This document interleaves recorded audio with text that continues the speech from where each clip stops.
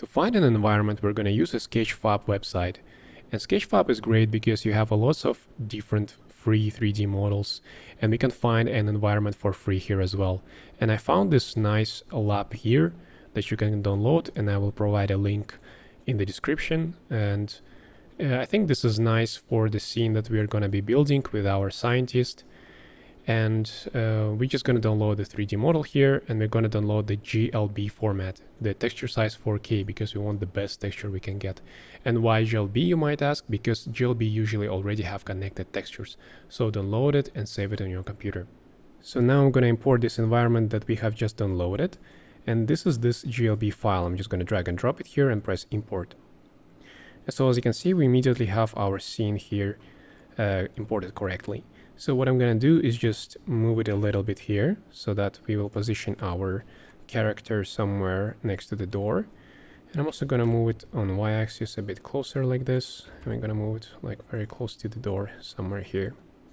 Okay, now we have our character here in the scene, but the character is still walking in place. So we need to animate the walk and make sure that our character actually moves in the space in our scene.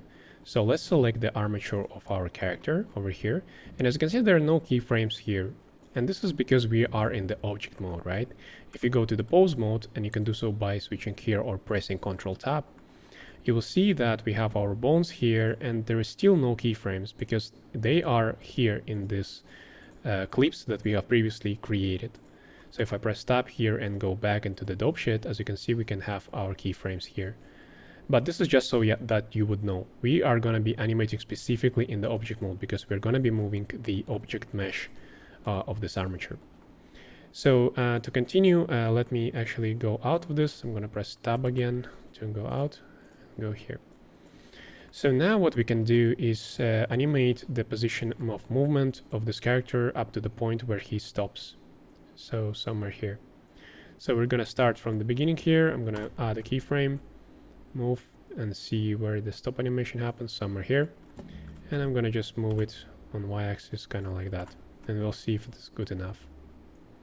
So one thing you might notice in the animation is that where a character walks, as you can see, there is a little bit of a slowdown in the beginning, and this happens because of the animation curves. So what we have to do is here we're gonna click on this icon and go to the graph editor. So in the graph editor here, as you can see, we have different axes. Let me open it up. And we are moving specifically on the y-axis. So let's turn off the other ones, and we're just going to leave the y-axis. And so here in the beginning, as you can see, this is where our character remains kind of like with the same speed. So what we need to do is create an illusion that the character was walking before rather than the walk starts on this frame. And to do that, we'll need to just make the curve here more straight, kind of like that. So as you can see, it seems like the character had already this speed, and then the character starts slowing down. One other thing is that if you look closely, we can see that the feet of our character kind of like slide just a little bit here, which makes it animation a little bit less realistic. And in the advanced workflow, I'm going to explain how to fix issues like that. However, here we're going to keep it simple, just to understand the basics. So in order to fix that, we can try to adjust the graph here and the curve of the y-axis so that maybe it would be a bit faster. And we should be able to kind of like at least reduce the slide just a tiny bit. And maybe here I'm just going to move it down so that would be a bit faster. And here I'm going to slow down more, so kind of like this. Yes, so this is the best we can get for now. So I think, actually no, this here is not that great. We'll put it like that and maybe raise it up a little bit. Yeah, so if you want to actually adjust the height of your character, and there is this thing, we can go to the Z location, and I'm going to select all the keyframes here and just raise it up a little bit on the y-axis in the graph like that. Now we have the character walking. That's good. Okay, and we need the camera because what matters the most is what we show in the camera, and without the camera it doesn't really make sense to continue working on the animation right now. So let's add it. I'm gonna shift right click here, press Shift A and search for camera. So now I'm gonna have the camera here, and if I press Shift and tilde on the keyboard, or you can go to the view navigation, walk navigation, we can kind of like fly with the camera like that and use WACD to control it. And I'm gonna start somewhere maybe like up close to the character, and then we're gonna switch further down to the poison bottle. And in order to continue, it depends which format you want to render in. So let's say we want to render it in 1080 by 1920. So I'm going to make it 1080 by 1920, which is a screen resolution for the phone format. You can post on Instagram or TikTok, this kind of like animations. And we also need to set up a basic camera rig. And by the way, I forgot to mention to press 0 on the numpad if you want to look from the camera. This is just a shortcut. Okay, so in order to create a basic camera setup, we need to use our 3D cursor. And to use it and move it in the scene, I'm just holding Shift and pressing right click, and I can move it wherever I want. So we're going to create a plane axis. So if you search up for plane axis, there it is. It's basically a null object in the scene. It's essentially not going to be rendered. It's just for you to have some sort of a locator in the scene. So we are going to use it as a focus, and I'm going to type in here focus.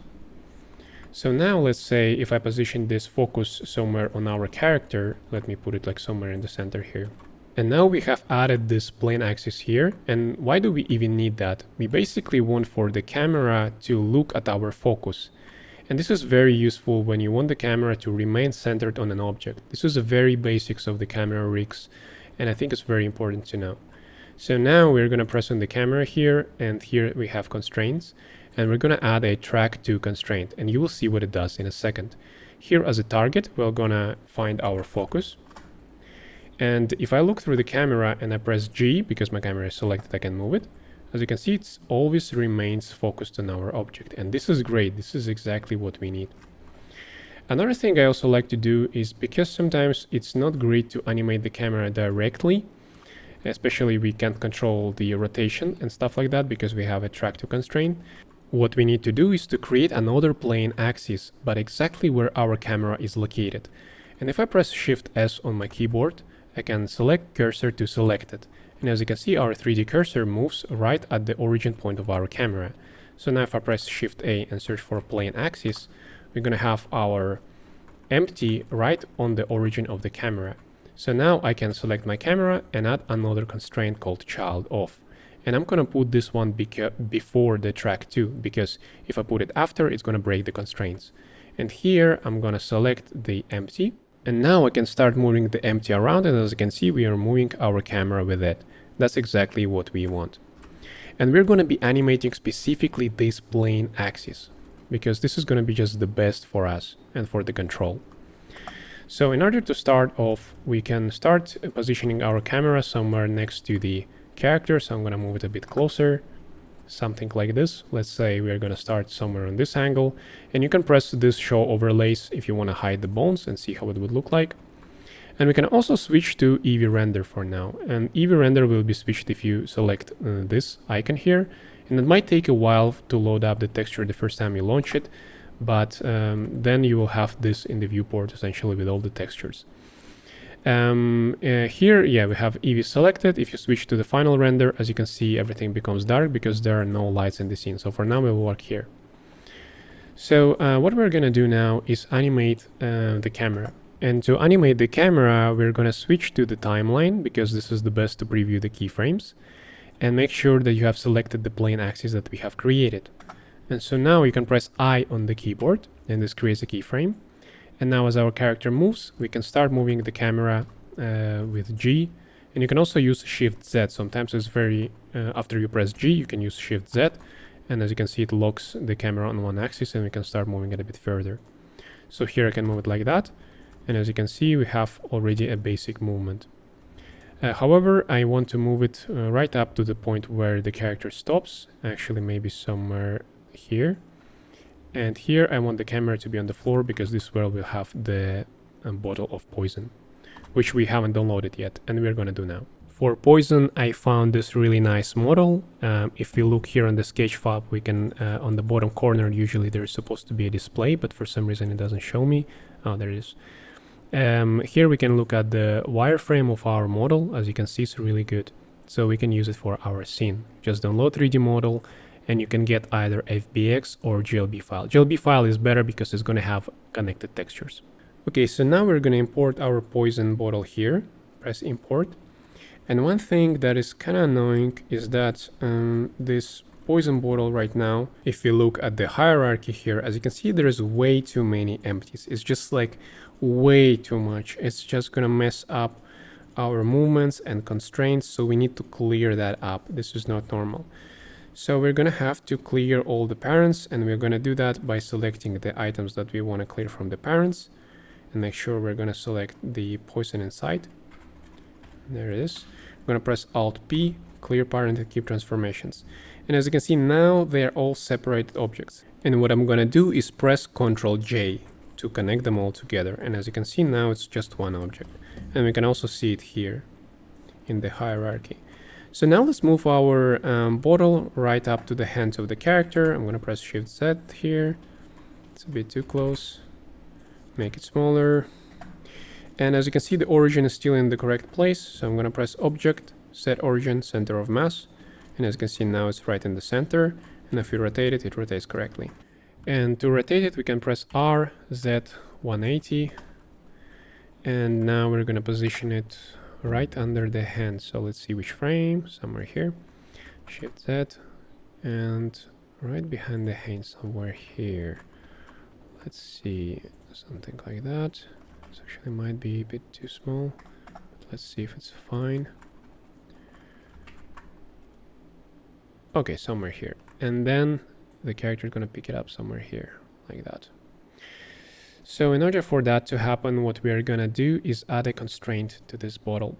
So let's turn on back the overlays. And I'm going to go to the constraints, child of, and select this base mesh armature. And we need a right hand arm, right hand, set inverse. And this is going to be influence 1, right where the pickup is going to happen, and right before it is going to be 0. And so now if you look at it, as you can see, it becomes picked up. It's looking pretty good. And you know, the thing is, like, even so the character picks it up, it's just kind of like awkward position for the bottle to be in. And ideally, we're supposed to make the animation follow the bottle and kind of like make more sense. But we can trick it a little bit here, so we can maybe change the position of the bottle once the character is picking it up. And to do that, first we need to set up a keyframe for the bottle itself. So before it got picked up, somewhere here, this is going to be our first frame. And then once it gets picked up, we'll change the position to fit more like in the hand. And this is just a way to kind of like, you know, do a shortcut for the action that you want to show. And, you know, since we are working with Mixam animations, this is just going to be the fastest way to get the look that we need. And I'm just going to position it so that would look natural in the hand, something like that. And I'm going to create a keyframe. So now if you look at the animation, as you can see, it maybe happens a bit too as if he's using magic and then making the bottle go up. But if you make it slower, it's going to look a little bit more natural. So let's do something like that.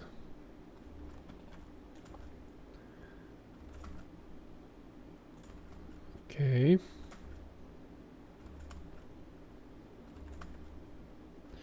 Maybe a bit slower.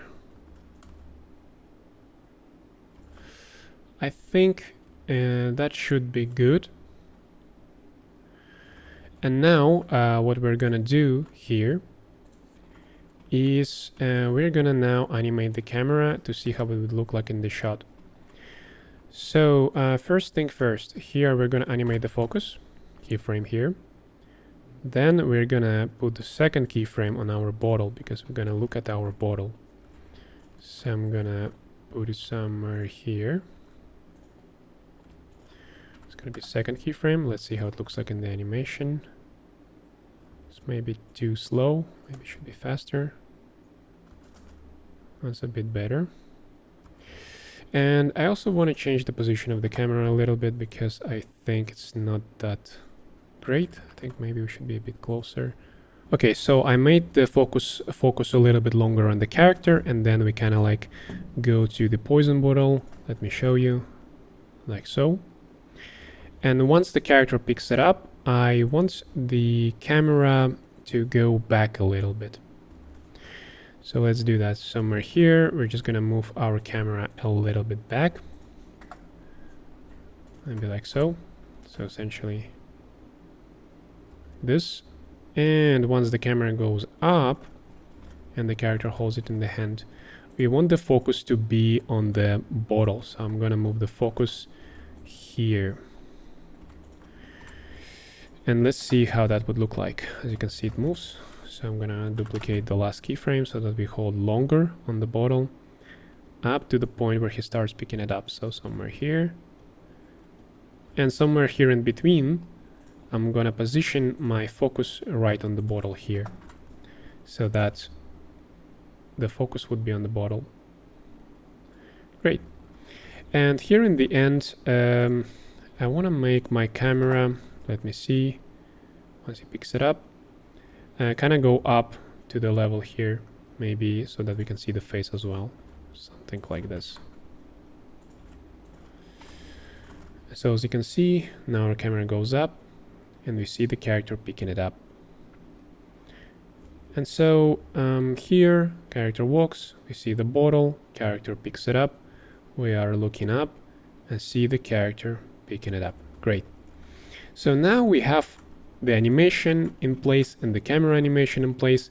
Now let's work with the lighting.